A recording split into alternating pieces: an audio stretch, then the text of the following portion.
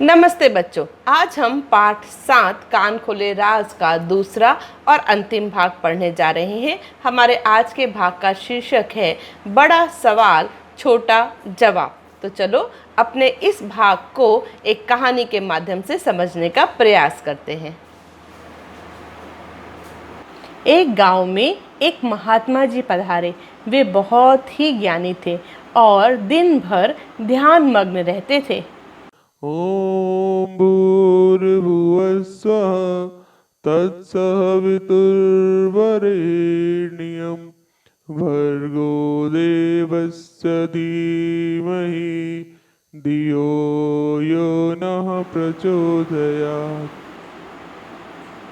दूर दूर से लोग उनके दर्शन करने के लिए आते थे और महात्मा जी बड़ी तसल्ली के साथ में सभी लोगों के सवालों का जवाब दिया करते थे।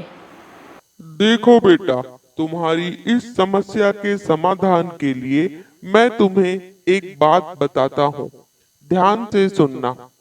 मन के हारे हार है, मन के जीते जीत। इसलिए सदैव याद रखो, जीवन में कभी कोई भी समस्या आ जाए तो अपने मन को हारने मत दो। मन को शक्तिशाली बनाओ और हर समस्या का डट के मुकाबला करो। जीवन में ऐसा कुछ भी नहीं जो तुम प्राप्त नहीं कर सकते। मन में बहुत शक्ति होती है, इसलिए सदैव मन को शक्तिशाली बनाने का प्रयास करो और जीवन में आगे बढ़ो। पर महात्मा जी का एक नियम था। वे सूर्य ढलने के पश्चात ध्यान मग्न हो जाते थे। फिर वे किसी से भी बात नहीं करते थे। कुछ शरारती लोगों ने उन्हें परेशान करने के लिए सोचा। चलो ऐसा करते हैं कि हम कोई ऐसा प्रश्न महात्मा जी से पूछते हैं जिसका बहुत लंबा उत्तर हो और सूर्य ढलने के पश्चात भी उत्तर पूरा ना हो पाए। फिर देखते हैं कि ये महात्मा जी क्या करते हैं। मन में ऐसा निश्चय करके दोनों वहां से चले गए और दूसरे दिन जब सूर्य ढलने ही वाला था तब वे दोनों महात्मा जी के पास पहुंचे। प्रणाम महात्मा जी, हम एक समस्या लेकर आए हैं। कृपया हमारी समस्या का समाधान करें। हमें बताएं कि कौन कौन से जानवर अंडे देते हैं और कौन कौन से जानवर बच्चे देते हैं। उन शरारती लोगों का प्रश्न सुनकर महात्मा जी ने ढलते हुए सूर्य की ओर देखा। वो मन ही मन मुस्काए और फिर उन्होंने उनके प्रश्न का उत्तर दिया। देखो बेटा, वे सभी जानवर जिनके कान बाहर दिखाई देते हैं व शरीर पर बाल होते हैं सामान्यतः बच्चे देते हैं, और इसके विपरीत वे सभी जानवर जिनके कान बाहर दिखाई नहीं देते हैं व शरीर पर बाल नहीं होते हैं सामान्यतः अंडे देते हैं। हाँ, कुछ अपवाद को छोड़कर। वहां उपस्थित सभी लोगों ने जब इतने बड़े प्रश्न का इतना छोटा और सटीक जवाब सुना तो वे सभी महात्मा जी के ज्ञान के आगे नतमस्तक हो गए। सूर्य ढलने वाला था। महात्मा जी सूर्य के ढलते ही अपने ध्यान में लीन हो गए।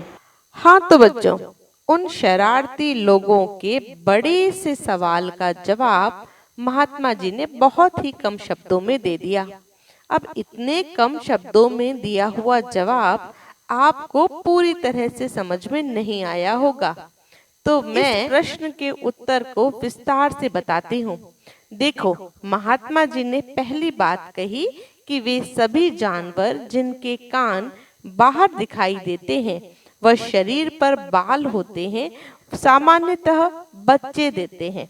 तो ऐसे कुछ नाम मैं आपके सामने लेती हूँ, जैसे गाय, बिल्ली, बकरी, भेड़ और ये बहुत सारे चित्र जो आपको अपने टीवी स्क्रीन पे दिखाई दे रहे हैं।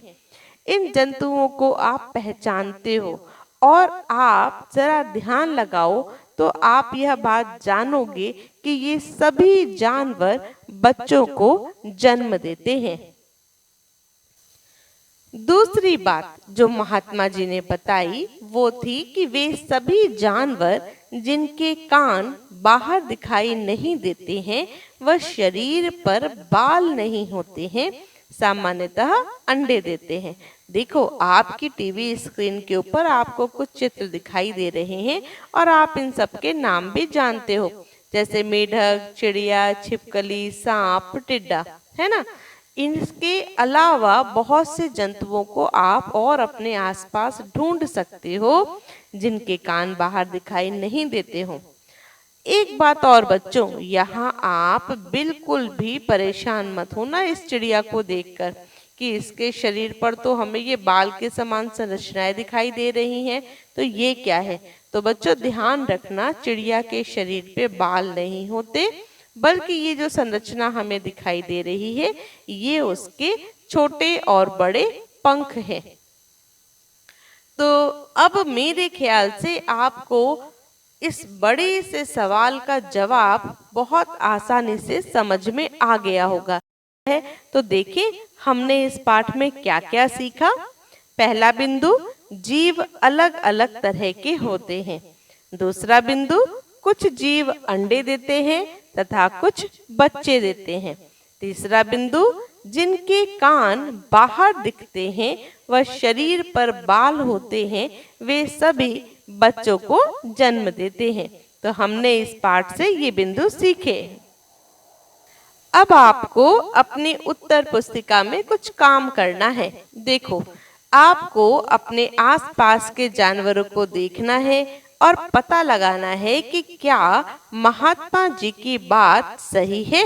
अपनी कॉपी में आप इस तरह से एक तालिका बनाइए और इसको भरिए। एक और तालिका आपको अपनी उत्तर पुस्तिका में बनानी है जिसमें आपको ऐसे जंतुओं के नाम लिखने हैं जिनके कान नहीं दिखाई देते। फिर आगे दूसरे कॉलम में आपको लिखना है कि क्या वे बच्चे देते हैं, हाँ या नहीं। और तीसरे कॉलम में आपको लिखना है क्या उनके शरीर पर बाल हैं। तो इस तरह से बच्चों आपको ये दूसरी तालिका भी अपनी उत्तर पुस्तिका में बनानी है। अगला काम, देखो अभी तक आपने जितने भी पाठ को जाना है, समझा है, तो अब आप इन प्रश्नों को पढ़ें और खाली जगह में सही शब्द भरें। बच्चों अपना पाठ 7 यहाँ पर पूरा होता है। हमने यह जाना कि हमारे कान हमारे लिए बहुत महत्वपूर्ण है क्योंकि हम इनकी सहायता से अच्छी बुरी सारी बातों को सुन सकते हैं।